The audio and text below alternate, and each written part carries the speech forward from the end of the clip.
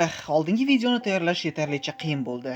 Birinchidan o'zim cho'zivordim, keyin montajga 2 hafta ketdi va u ham yetmagandek, YouTube'da mualliflik huquqlari bilan kurashish. Shuning uchun kelinglar bugun yengil va qisqaroq tema haqida gaplashamiz. Ya'ni, mani fikrim bo'yicha Jujutsu Kaisen animesidagi 5 ta eng zo'r domain expansion yoxud hududni kengaytirish. O'zim oxirgi videoyimda aytganimdek, ijodkorlar jangidagi eng yaxshi aspektlardan biri.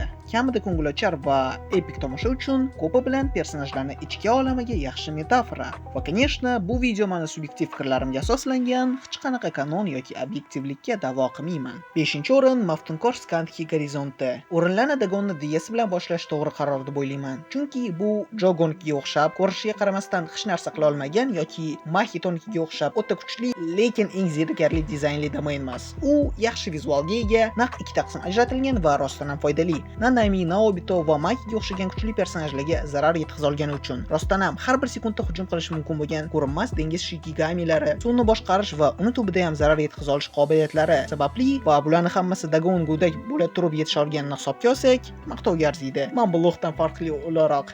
Bundan tashqari, jang uchun bo'lmasa ham Mahito, Jogo, Geto, Hanami va kichkina Dagon botda chill qilish yaxshi ko'rganlarni hisobga olsak, bu hudud nafaqat jang uchun yaxshi, balki dacha qurib shashlik pishirishga ham o'rtoqlar bilan xatmaga chiqqanda. 4-o'rin cheksiz bo'shliq. Tak, Gojo fanlar mani Hollow Purple bilan toshbo'ron qilib tashlashlaridan oldin aytib qo'ying. Qizlar, bolalar, men ham Saturnni yaxshi ko'raman. U ham sevimli personajim, lekin aynan uni domaini borasida fikrim unchalik zo'r emas, to'g'risi. Tipa, menga Gojoni jang stili, har safar Hollow Purple'ni ishlatishi, Six Eyes orqali taktika va strategiyani tuzishi, Infinity orqali dushmanlarga xizmatchilik qilishi va buni animatsiya qilinayotgandagi vizual va sound dizayn yoqadi. Lekin menimcha, uni hududi bo'yicha texnik qism biroz zerikarli va oddiy. Tipa, da Infinity Watch juda ham kuchli domain, bunga shubha yo'q. Har kim ham undan sog' chiqolmaydi, lekin aynan epic show jihatlama, uni ma'lumot bilan miyani to'ldirib yuborish effekti rostdan ham overpowered va zo'r bo'lsa ham juda ham tez. Da qora tuynik, kosmos va umuman olganda miyani informatsiya bilan to'lib ketishi chiroyli chizilgan, gap yo'q, lekin даже birorta esda qolarli soundtrack bo'lmasligi alam qiladi.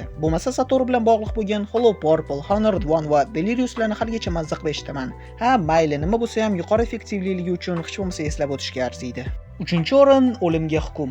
Va nihoyat yangi personajlar va yangi domainga keldik. Hiromi Higuruma, ya'ni mana shu hozirda animeda chiqayotgan Games arkasida paydo bo'ladigan pers va uni hududini kengaytirishi rostdan ham qiziq. To'g'risini aytaman, personaj haqida uncha ko'p narsa bilmayman. Adolat va qonunni yaxshi ko'rishdan tashqari va qanaqangidir gega yaxshi drama yozgan deb eshitdim. Shunga animeda chiqishini kutmoqman. Ataylab mangani o'qimadim. Xullas, uni domain expansioni uni ehtirosi, ya'ni qonun va adolatga bog'langan va o'z baryerining ichida sud zaliga o'xshagan makonni va sudya Shikigamini paydo qiladi va domainning ichida na afsungar, na la'natlangan ruh va umuman hech kim kuch ishlatishi mumkin emas. Qonun qoidalariga amal qilinishi shart va ayblanuvchiga nisbatan ayblovlar qo'yiladi va unda aybni tan olish, o'zini oqlash yoki aldashga imkon bor. Agar sudya ayblanuvchini aybdor deb topsa, Higuruma hukm orqali afsungarlar la'natlangan texnikasi, la'natlangan energiyasi yoki umuman hayotidan mahrum qilishi mumkin. Har bitta inson va ayniqsa la'natlangan ruhlar o'ziga yarasha jinoyatlarni amalga oshirganini hisobga olsak, bu domain Saturnnikidan kammas effektga ega. Tan olinglar, vizual jihatlama, ham konsept jihatlama juda ham qiziq hudud. Tez orada animatsiya qilinishini kutib qolaman.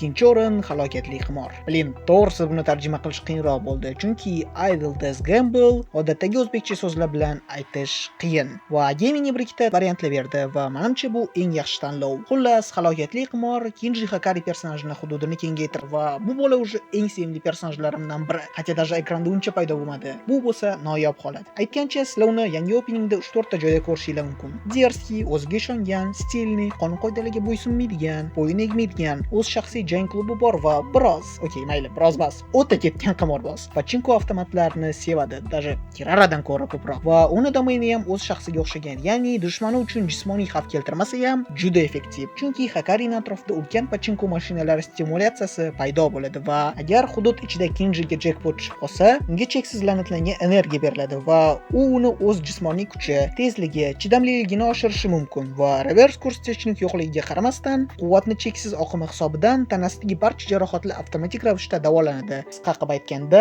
4 daqiqa va 11 soniya ichida Hakari to'g'ridan to'g'ri ma'noda o'ldirib bo'lmaydigan mashinaga aylanadi. Kinchi juda ham omadli молодой человекligini hisobga olsak, bunaqa jackpotlarni u spam qilib tasholadi. Kashimo yoki Uraumadan so'rab ko'ringlar, agar ishonmasanglar. Xullas, menga ishonavringlar. Animeshnikchi yo'q g'ururim bilan tikib aytaman. Cooling Games'ning ikkinchi qismida katta ehtimol bilan chiqadigan Hakari va Kashimo epizodi chinakam hype'ga aylanadi. Va TikTok, YouTube va umuman hamma joyi egallab oladi. Bilin, даже manga animatsiyasi o'zi shuncha mashhurlikka erishib, bitta funksiya shularni buncha trendga chiqargan hisobga olsak, bu aniq. Tekshirish uchun даже 4 minut va 11 sekund ketmaydi. Lol. Ах да, конечно. Ham Tokadonka, ham Pure Love Train la ikkita shedevr. Tipa Hagarining domeniga bog'liq musiqa. Telegram kanalimga tashlab qo'yaman. Kiringlar, eshitinglar, kayf qilinglar. Birinchi o'rin Yovuzlik maqbarasi. Конечно. Agar даже bepoyon bo'shliq sari olg'a birinchi o'rinda bo'lmasa, yana nimani kutdinglar? Men Sukuna fan emasman uncha. Tipa, da agar u kadrda bo'lsa, menga uni yana nima qilishi, jang stili va o'z kuchini ko'z-ko'z qilishini kuzatish qiziq. Va umuman olganda tan olishimiz kerak, rostdan ham o'ta qudratli afsungar. Fanat emas sifatida aytibman. Va yana bir marta oldingi videoda aytganimdek, Sukunaning o'z hududini bu yerda to'laqonli kengaytirishi hozircha animeda chiqqan material bo'yicha Jujutsu Kaisendagi eng epik sahna. Afsuski Itadori uchun katta tragediyaga aylangan bo'lsa ham, Malevolent Shrine'ni barriersiz territoriya bo'lgani, buni hisobdan u reallikka to'g'ridan-to'g'ri ta'sir o'tkazishi, nafaqat o'z hududi ichida, to'xtamasdan 200 metr atrofdagi radiusda hamma narsani va har kimni yanchishi, sanchishi va, конечно, agar Ryomen zeriksa, buni ustiga Fuga, ya'ni Sukunani olov bilan bog'liq texnikasini domain ichida ishlatishi va 200 metrlik masofa ulkan duxovkaga aylanishi va bularni hammasini amalga oshirish uchun ulkan la'natlangan energiya zaxirasi ketishi, chunki barriersiz hududlarni boshqarish qiyinroq va bularga qaramasdan Sukuna buni mahorat bilan marazlarcha qila olishi o'zi tahsinga loyiq bo'lsa, 200 ni hech qaysi bir afsungar tarixda yuta olmagan eng kuchli Shikigamini mag'lub qilishi bu endi SSS+ tirdagi flex. Agar DN'ni effektivligi allaqachon tushunarli bo'lsa va agar mabodo kimdir ichga tushib qolsa, PPT bo'lishi aniq bo'lsa, yana bir marta bu sahna qanchalik chiroyli chizilgani, qanaqa zo'r musiqa tanlangani, ichidagi orkestral xor xuddi domain ichida qiynalayotgan odamlarning ovoziga o'xshashi va momenti o'zi masshtabli va epikligini yana bir marta eslatib o'tishga arziydi deb o'ylayman. Даже ikkinchi sezonning 17-qismini muammolariga qaramasdan, effektivligi, epikligi va katta ehtimol bilan titledagi eng kuchlisi bo'lmasa, eng kuchlilardan biri bo'lgan hududligini hisobga olganda, menimcha Yovuzlik maqbarasi birinchi o'ringa to'laqonli munosib.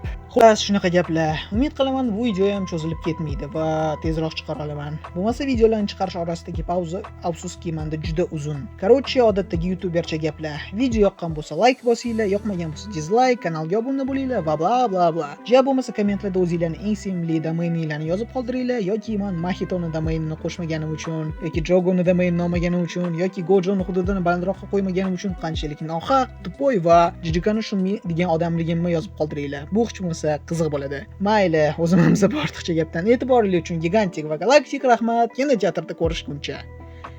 Topgan xayrlashuvimni qara.